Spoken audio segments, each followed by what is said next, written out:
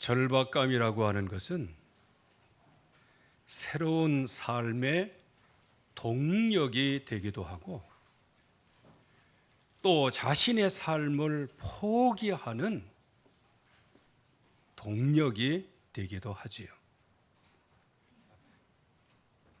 가룟 유다는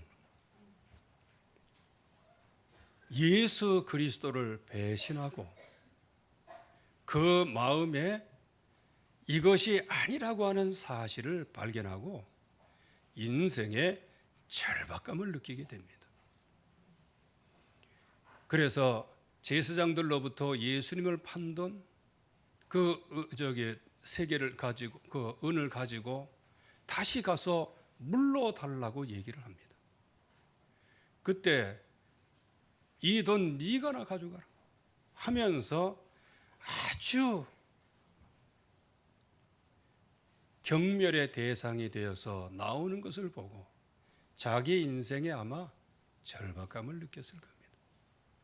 그래서 결국에 가서는 극단적인 선택을 했는데 성경은 제 길로 갔다 이렇게 얘기를 하죠. 이처럼 절박감이라고 하는 것은 자신의 삶을 포기하는 동력이 되기도 하는 겁니다. 그러나 새로운 삶의 동력이 되기도 하는 거예요. 베드로 같은 경우 우리가 늘 말씀을 드렸어요. 어쩌면 가룟 유다보다 더 악한 제자예요. 그럼에도 불구하고 그의 절박감이 도리어 말씀이 기억이 나고 생각이 나서 나아가서 통곡을 하게 됩니다. 그래서 그 무너져버린 자존감, 그런 모든 인생의 절박감, 그 가운데 예수님께서 찾아오셔서 내가 나를 사랑하느냐 물어보시며 그 절박감을 도리어 무엇으로 바꾸십니까? 하나님이 전에 약속하신 그 약속 그대로를 바꿔 놓으십니다.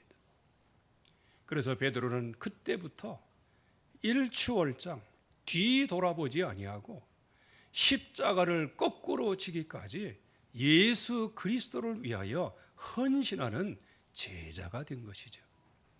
바울 같은 경우도 있어요. 그런 인생에 절박감이 있었어요. 그게 뭐냐? 성경은 살기와 위협이 등등했다 그랬어요. 한마디로 얘기하면 성령 충만의 반대 상황이라 보면 됩니다. 그런 가운데 인생이 제대로 된 인생이에요.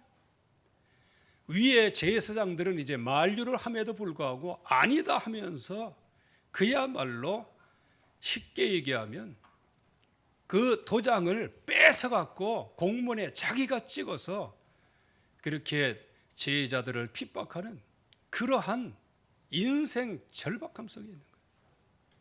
어쩌면 자기가 이렇게 하면서도 하나님을 잘 섬긴다고 하고 바리새인의 또 유대인의 이 율법을 내가 지킨다고 사수한다고 그렇게 믿었지만 그러나 그 속은 늘 살기가 등등했기 때문에 그게 제대로 된 인생이라고 생각지는 않았을 겁니다. 바로 그때 다메섹으로 가는 그 도상에서 주님을 만나게 됩니다. 그래서 나중에 바울이 간증한 내용을 보면 얘기가 없어요. 나는 네가 핍박하는 예수다. 주여 뉘시오니까 나는 네가 핍박하는 예수다. 그 한마디에 모든 인생 다 끝났어요. 그만큼 바울의 인생에 그야말로 임계점에 이를 만큼의 절박감이 있었다는 거죠. 그래서 그는 그야말로 특이하게 예수 그리스도 믿는 모든 사람들을 핍박하고 죽이고 멸망시키기 위해서 가는 발걸음이 벼랑간에 한 번에 바뀌어서 전도자로 바뀌게 되는 거예요. 절박감이 크면 클수록 하나님의 은혜의 역사는 새롭게 시작이 될 것입니다. 이 절박감이 없는 사람은 크게 성장할 수가 없어요. 쓰임 받지를 못해요. 그래서 제자들은 예수님과 3년의 공생애를 이제 같이 예수님과 함께 누리면서 많은 일을 했지만 그들에게는 절박감이라는 게 하나도 없었어요. 예수 그리스도의 십자가 부활, 이게 모든 것인데 이것 말고 예수님의 이름으로 누리는 여러 가지 평강과 영광이 그게 너무 좋은 거예요. 그렇게 하다가 주변 사람들이, 바리새인들이 다 얘기합니다. 아니, 저것들은 기도도 안 하고 특별히 기도를 걸고 넘어졌어요. 저것들은 기도 안 하고. 그때 예수님께서 뭐라고 말씀하세요? 신랑이 있을, 인자가 있을 때에는 기도, 그러나 나중에 인자가 이제 하나님이 원하시는 길로 가게 되면 그때 제자들이 절박감을 갖고 기도할 거다.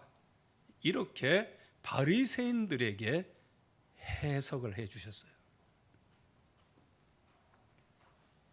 제자들을 보호하신 것이죠. 그러나 이 제자들은 예수님의 십자가 달려 죽으시고 부활하실 때까지 아무 절박감이 없었어요.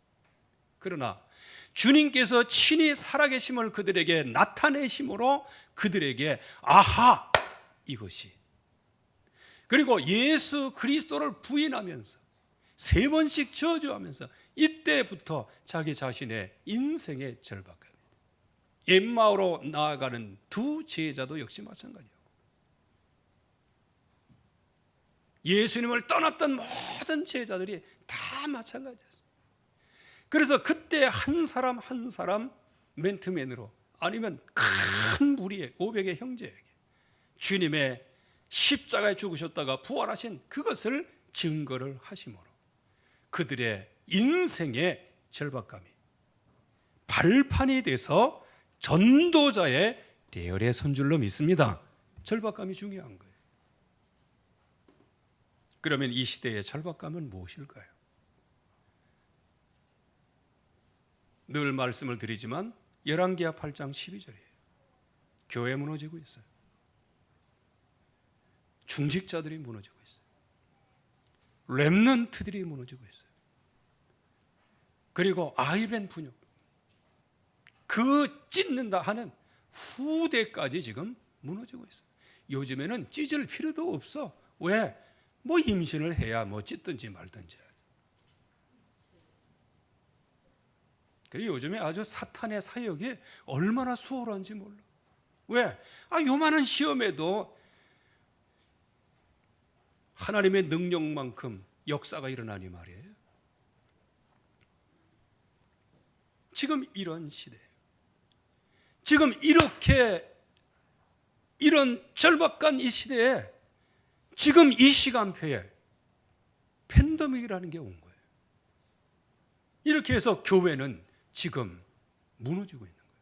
여러분들, 교회가 무너진다는 것은 뭐 교회당이 무너지고 그겁니까? 지금 온 땅의 흑암 권세 악령이 교회를 팬데믹의 근원으로 몰고 가는 거예요.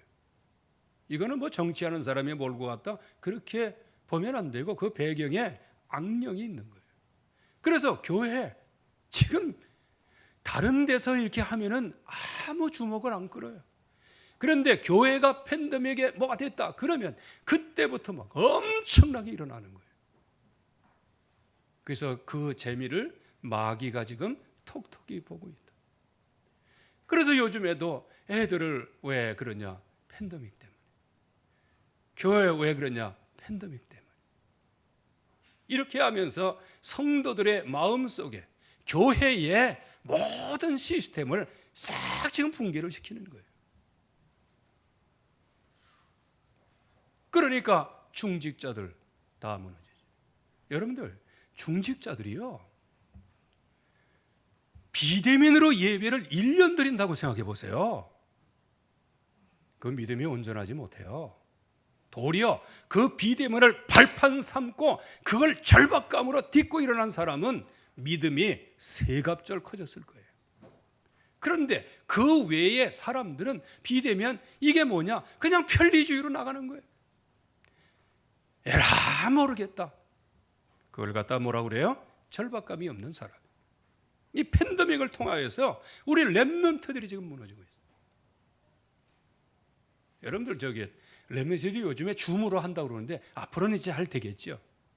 그런데 줌으로 하는데요, 저도 줌으로 해봤습니다.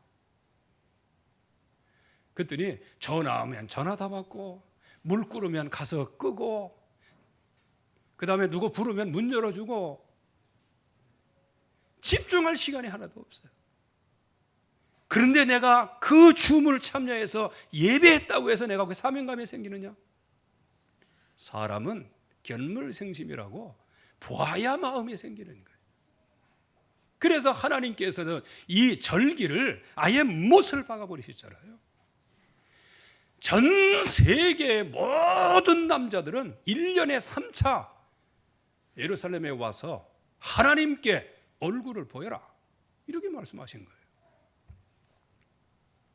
그래서 지금 이 팬데믹 굉장히 중요해요. 그래서 늘 말씀드려요. 이 팬데믹은 뭐냐?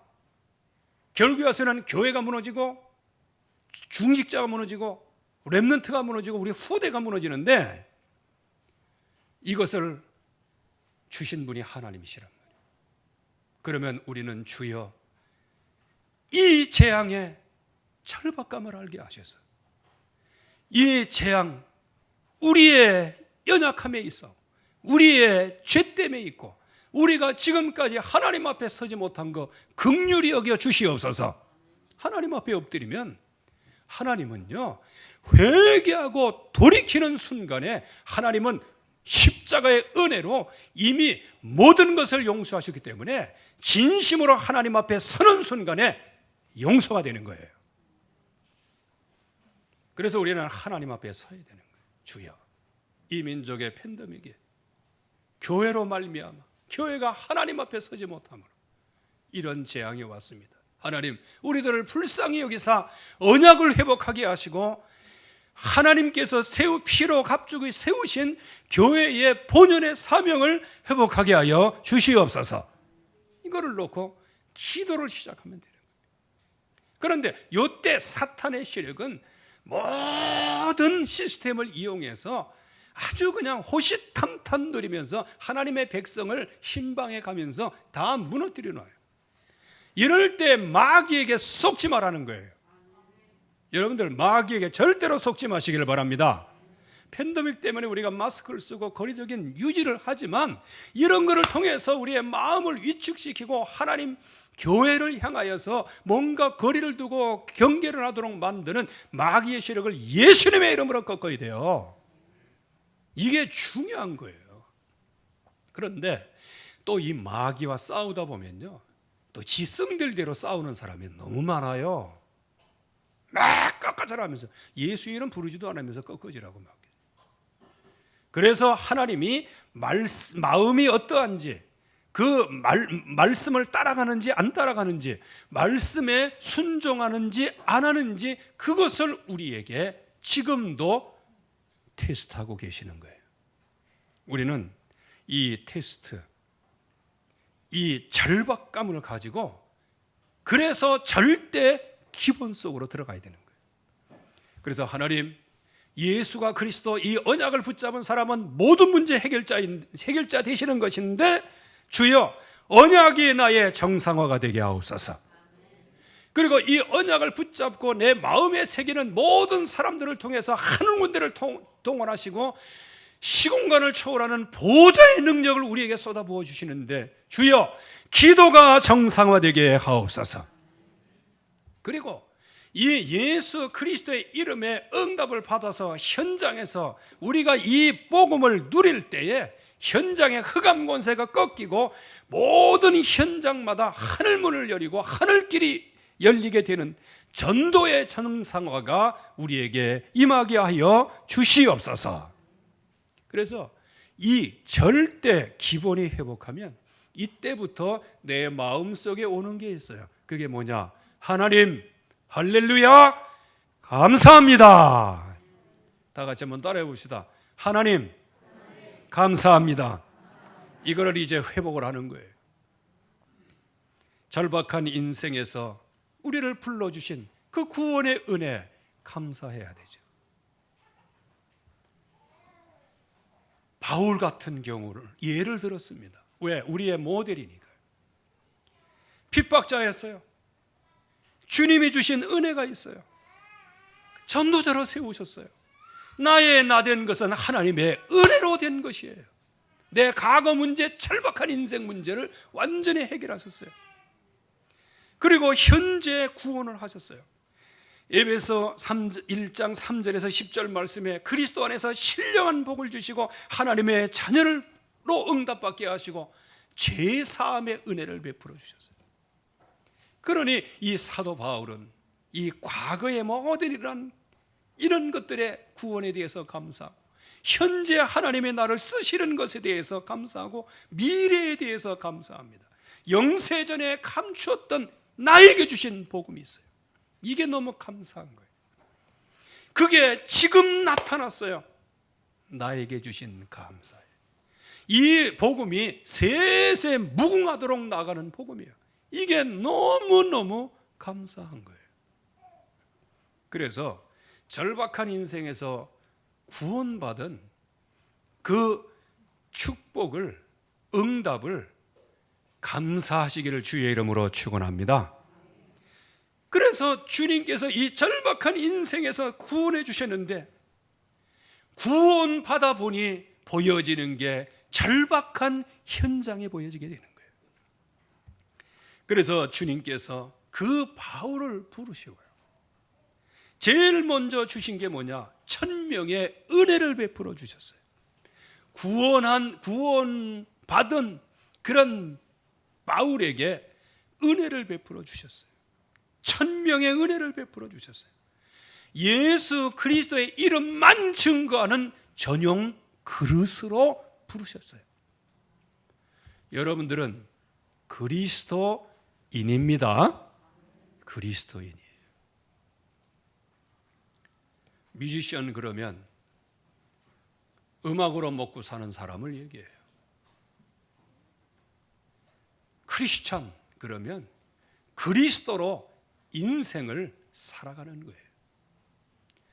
여러분들이 오직 예수 그리스도의 전용 그릇으로 늘 여러분들의 삶과 여러분들의 영적인 상태가 24시 누려지기를 주의 이름으로 축원합니다.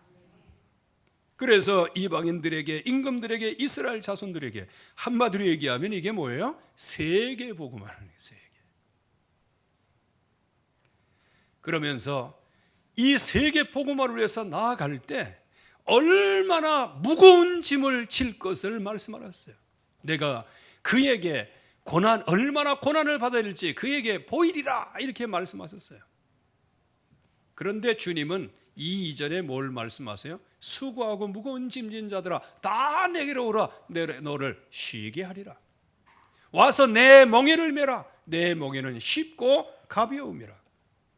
여기에 바울이 얼마만큼 고난을 받아야 되니 그렇게 했지만 그거는 바울이 고난 현장에서 아주 오지게 꼬지게 그냥 예수님 핍박한 그 반대급부로 그렇게 된다. 그거는 나쁜 생각이에요. 그만큼 하나님께서 바울을 전적으로 쓰실 전용 그릇으로 주님이 부르신 거예요.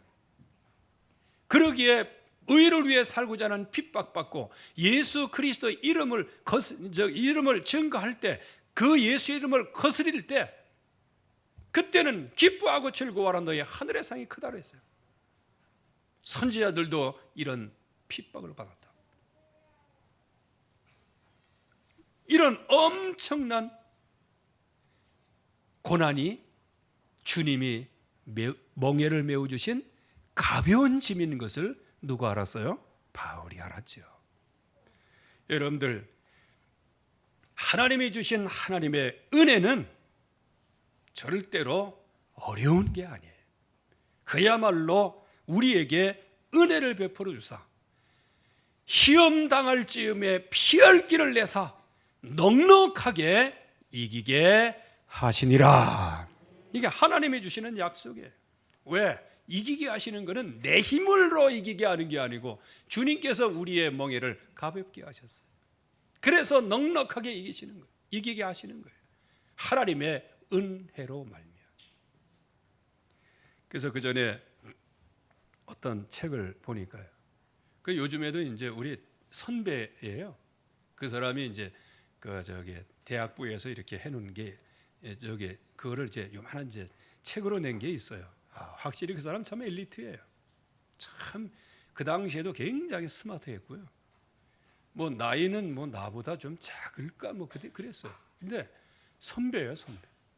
나는 학부였고 거기는 대학원이었고 나이는 나보다 한두 살 적은 걸로 알고 있습니다. 그런데요, 벌써 얼굴 봐도 왜 그런 게 있잖아요. 딱 이렇게 보면 포스가 탁 들어. 그래서 그분이 이제 요 A4 용지 2개 이거를 누구에게 전달 좀 해달라고 아주 정중하게 부탁하더라고요. 근데 그때는 나는 절박했거든요. 그래서 이거 이렇게 보니까 미스지요. 그리고 읽어보니까 괜찮아. 그래갖고 사무처에 가가지고 이거 복사했고 나도 나쁘죠. 근데 그게 야곱의 욕심도 아니겠어요? 그거 이제 복사하느냐고 한 10분 정도 늦었어요. 이제 이거 해가지고 빨리 이제 기숙사 가가지고 이제 그 전달해 주려고 하는 그분한테, 그 선배한테 이 전달해 주려고 하는데 중간에서 만났어.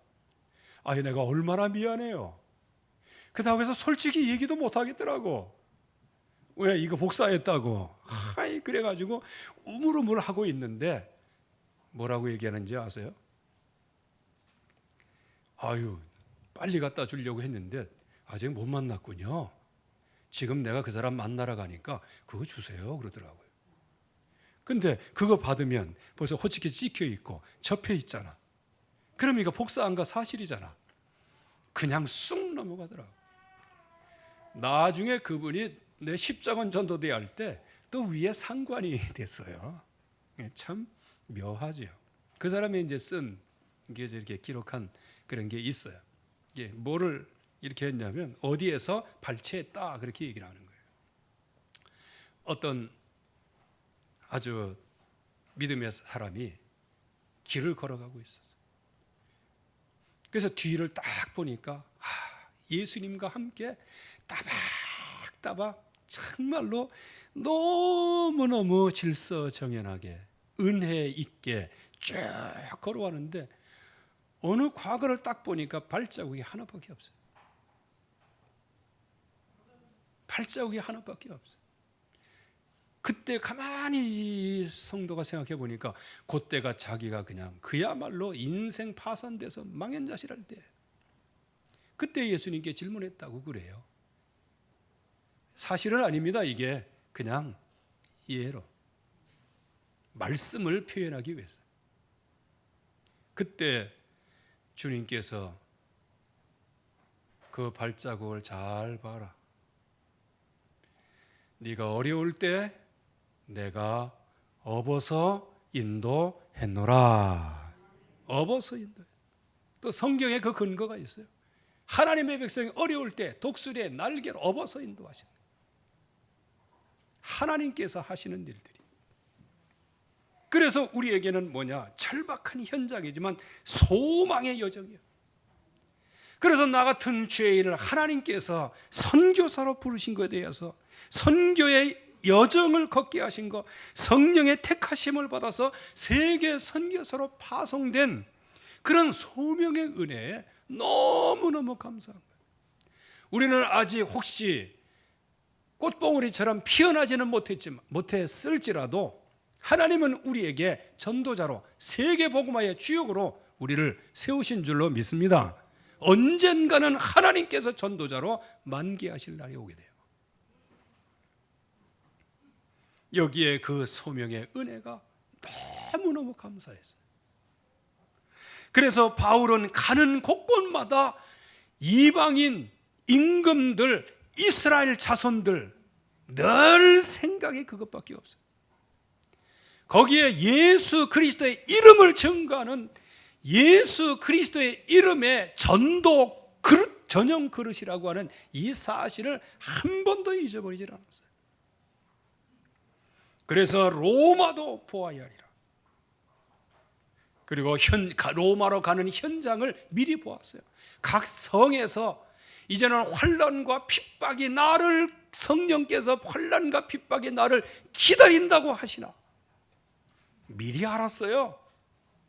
저와 여러분들 같으면 어떻게 했습니까?